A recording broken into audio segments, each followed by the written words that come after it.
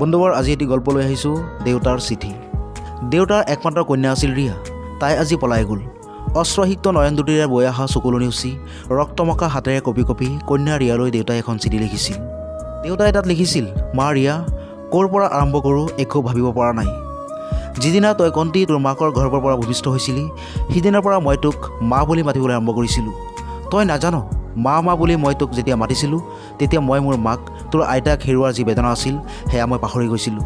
তোৰ মায়েও তোৰ মাৰ বাহিৰে অন্য কিবা নামেৰে মতা বুলি মই কেতিয়াও শুনা নাছিলোঁ। স্কুলৰ প্ৰথমটো দিনটোত শিক্ষকে যেতিয়া তোৰ নামটো মোক সুধিছিল, জানা, তোক মা মাতি মাতি তোৰ লিখিত নামটো মই পাহৰিয়ে পেলাইছিলোঁ। তোৰ নাম ক'ব নোৱাৰাত সকলোৱে হাঁহিছিল মোক। সেয়ে আজি এই চিঠিখনৰ আগতে তোৰ নাম নিলিখি মা বুলিয়ে লিখিলোঁ। হঠাৎ কৰি এনেকৈ গুচি যাবি বুলি কেতিয়াও ভবা নাছিলোঁ অ' মা। ল'ৰাটোৱে যেতিয়া বেগখন লৈ বাহিৰত অপেক্ষা কৰি আছিল, কেতিয়া তই দুৱাৰখন খুলি বাহিৰলৈ ওলাই আহিবি বুলি, মই তেতিয়া ভিতৰত বহি ঈশ্বৰক প্ৰাৰ্থনা কৰিছিলোঁ আৰু কৈছিলোঁ, হে বিধাতা, তুমি কোৱা আজি এজনী ছোৱালীক কিমান মৰম কৰিলে তাই পিতৃ মাতৃক বিশ্বাসঘাতকতা নকৰি এৰি থৈ নাযায়। তই হয়তো ৰুমখনত বহি ভাবিছিলি, তই যদি আজি যাব নোৱাৰ তেতিয়া হয়তো তই ল'ৰাটোৰ আগত সৰু হৈ যাবি, নহয় জানো মা? কিন্তু মই কি ভাবিছিলোঁ জানো?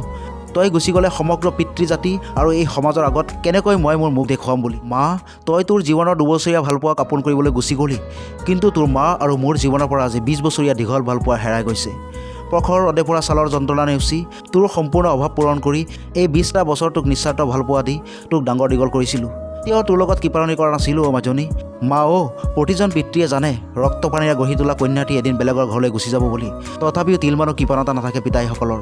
বাবাসকলৰ ভালপোৱা শামুকৰ খোলাৰ দৰে হ'ব পাৰে বাহিৰৰ টান, কিন্তু ভিতৰখন খুবেই কোমল মা। এজন দেউতাই সন্তানক কিমান ভাল পায় সেয়া বৰ্ণনা কৰা কঠিন। মা, মই জানো মোৰ চিঠিখন পঢ়ি তোৰ বেয়া লাগিব পাৰে, কিন্তু কি কৰোঁ কচোন? তহঁতেচোন যৌৱনত বৰি দিয়েই চকু, কাণ, নাক, গাৰ বৰণ এইবোৰ দেখি বিবেচনা কৰিহে প্ৰেমত পৰ। কিন্তু মা, যিদিনা জানিব পাৰিছিলোঁ যে তই তোৰ মাকৰ গৰ্ভত অৱস্থান কৰিছ বুলি, তেতিয়া জনা নাছিলোঁ তই বগা নে ক'লা, বোবা নে অন্ধ হবি। এইবোৰ একো ভ্ৰক্ষেপ নকৰিয়ে তোৰ প্ৰেমত পৰিছিলোঁ। মা, মই জানো তোৰ দৰে হাজাৰটা সন্তানৰ এনে এটা প্ৰশ্ন থাকে যে আমি ভালপোৱা বা আমাৰ ভালপোৱাটো এই সংসাৰত দেউতাসকলে কিয় সহজে মানি ল'ব নিবিচাৰে, কিয় মানি ল'বলৈ টান পায়। এই উত্তৰটো মই নিদিওঁ, তোৰ কান্ধতে এৰি দিলোঁ। যিদিনা তই মা হবি সিদিনা নিজেই উত্তৰটো বিচাৰি পাবি। তহঁতে যেতিয়া এজন ল'ৰাৰ হাত ধৰি গুচি যাওঁ, তেতিয়া তহঁতে কাৰো প্ৰয়োজন বোধ নকৰ, কিন্তু এজন পিতাই জানে এজনী ছোৱালীৰ তেওঁৰ জীৱনত কিমান প্ৰয়োজন।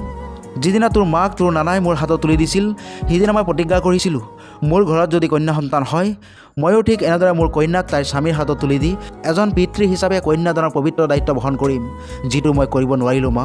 মোক খং নকৰিবি মা। তহঁতে যদি সামান্য কেইদিনৰ ভালপোৱাত অন্ধ হৈ ঘৰ এৰি পলাই যাব পাৰ, তেতিয়াহ'লে আমি 20 বছৰীয়া সেই ভালপোৱাক পাহৰ কেনেকৈ প্ৰমাণ দিম সেই 20 বছৰীয়া ভালপোৱাতে যে নিস্বাৰ্থ আছিল। বেটী দুখটো লাগিবই। ছোৱালীৰ জন্মৰ পিছতেই চিন্তা থাকে, কেনেকৈ মোৰ ছোৱালীজনীক এজন সুদক্ষ আদৰ্শ পাত্ৰৰ হাতত তুলি দিওঁ।